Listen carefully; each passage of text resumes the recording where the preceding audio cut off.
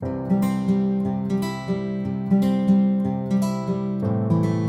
everyone, welcome back. It's Melanie, your She Shed Scrapper. So today I am back with a one-page layout using a 6x6 paper pad. This one here is from Lawn Fawn. I've had it for quite a while. Before I started the layout, I did go through my stash to find embellishments, one of which is this frame. And I just kind of chose embellishments that went with the colors of the 6x6 paper pad. I don't have anything else to go with it, and so I wanted to be prepared, I guess. So what I decided to do is border the layout and alternate it with 6x6 paper pads. So I pretty much just made my own paper um, with 4 of the papers and just cut an inch, I believe, off 2 of the edges. So my white paper is going to be 11 by 11, I think, if I remember correctly. So I decided to actually break that up a little bit and use a yellow. The yellow is going to be in some of the other papers that I'm going to be using for the collection. And so I wanted to kind of incorporate that. And then that just kind of, I felt like popped the white off of the kind of busy patterns a little bit more.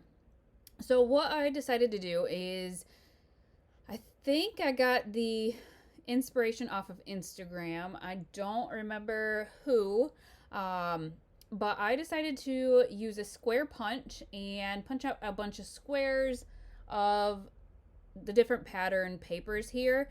I honestly thought these papers looked really nice with the photos. The photos are kind of funny. They're Easter photos, and it's actually at Cracker Barrel. This was years ago, but they had such a cute display, like a little bunny and some carrots, and my kids wanted photos, and so I said, sure, why not?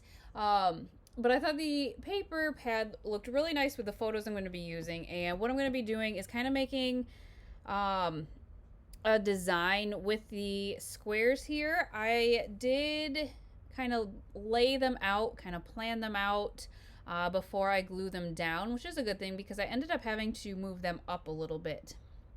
And you can see how it's kind of heavy towards the bottom, maybe is the right word. And so when I glue them all the way up to the top, and it actually worked out really well. It allowed me to have the bottom ones almost touch the bottom and mimic the top ones.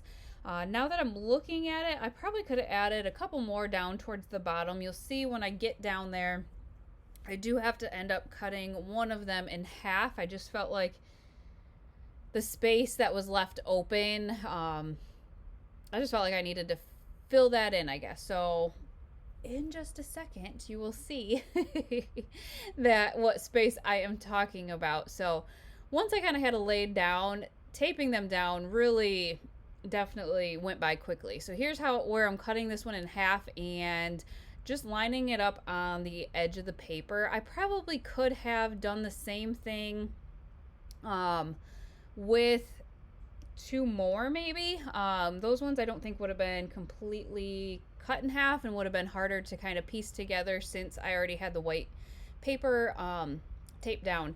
So like I said, I went through my stash. I found this clear and gold Celebrate acetate and decided that I wanted to use that as my title.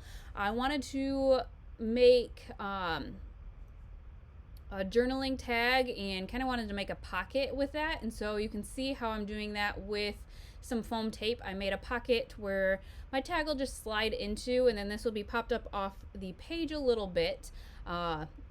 Again, I just kind of thought it was funny that it was at Cracker Barrel, so I just wanted to document that. So really, embellishing is going to go by pretty quickly once I get this down. I liked using the frame because there was a little bit embellishing done for me on the right hand side and incorporated more of that yellow into the layout. I added some twine to my tag there. I'm just going to place down the other photo and then get to embellishing. With the Celebrate, I did use tape and just a little bit. You can kind of see it if you really look closely, but it is what it is. I mean, I'm not picky when it comes to that kind of stuff, I guess. Um, but I had these kind of fabric stickers here, and the colors again were just great, and so I wanted to incorporate some of those hearts, kind of use some of those up. I also wanted to incorporate gold somewhere else because the title was gold, and I had these gold puffy hearts and kind of dots here, and so I do end up using some of those. I make a cluster kind of under the title there, and then I'm going to make one more cluster at the top. I grabbed out some of my Felicity Jane goodies.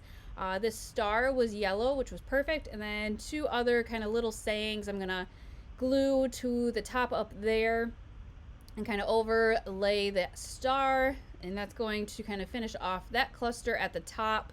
I'm gonna add a couple other things, one of which I don't know if this is next, but is that big kind of, I guess, a journaling spot on the frame, and I just wanted kind of to fill that in. I did add a couple of those puffy hearts and dots to the tag to kind of embellish that a little bit, and then found on this kind of the fabric stickers there a saying that I thought worked nice. I'm going to add some more of the fabric stars to use that up, and I think that is just about going to finish off the layout. So I hope you guys enjoyed. I had so much fun working with the 6x6 paper pad to complete this layout, and so I hope you enjoyed, and we'll see you next time. Bye guys.